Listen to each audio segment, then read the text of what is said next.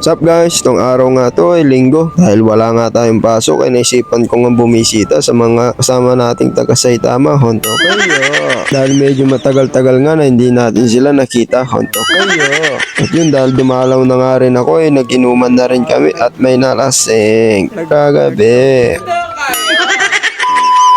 Hi, ako nga pala si Janre, dating nangarap makapag-Japan pero ngayon pangarap na makauwi ng Pilipinas. Hondo kayo, Jordan Dagides. Itong araw nga to ay Sabado, dahil nga wala akong pasok ay nisipan ko nga bumisita sa Saitama. Hondo kayo. Nabudol tayo ng isang kasama natin dun dahil nga sinabi niya may magpo-birthday kahit wala pala. Hondo kayo.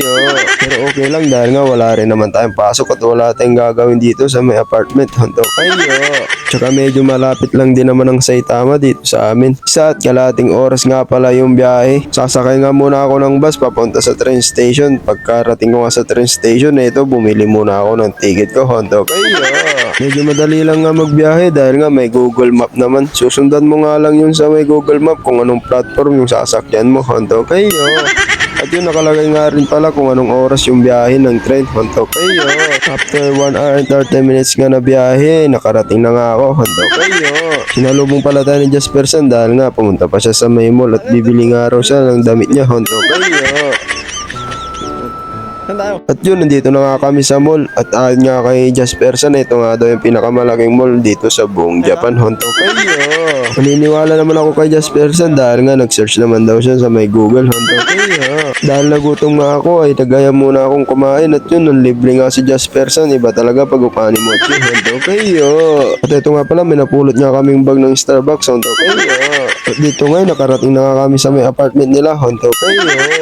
At yun, una ko nga pala nakita si Sir Rickson, nag-ano nga pala ng isda dahil kakatapos niya lang mamingwit. Hondo kayo. At ito nga pala si Jordan Son, kakagising nga pala niya. Siya na daw magluluto sa nahuli na isda ni Sir Rickson. Hondo kayo.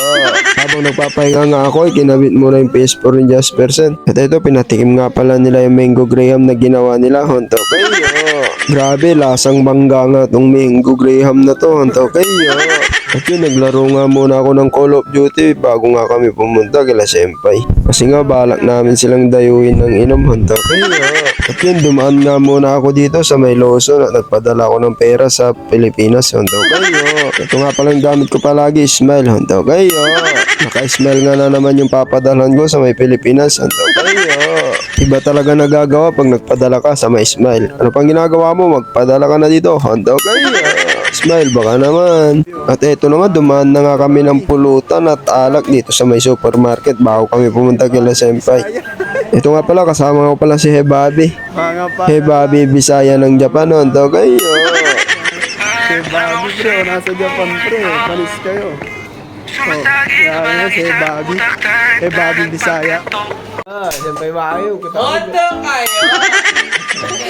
At yun na nga, nalasing kagabi.